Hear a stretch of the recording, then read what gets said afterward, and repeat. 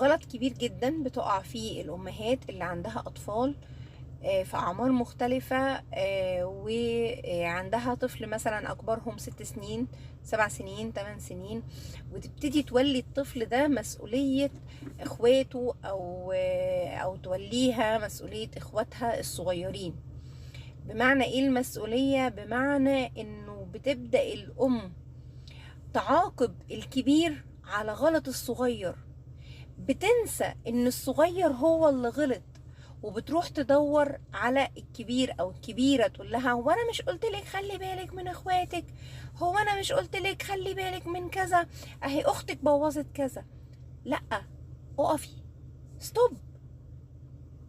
بنتك مش مسؤوله، ابنك مش مسؤول، هو طفل مسؤول منك، هي طفله مسؤوله منك زيهم زي اخواتهم الصغيرين.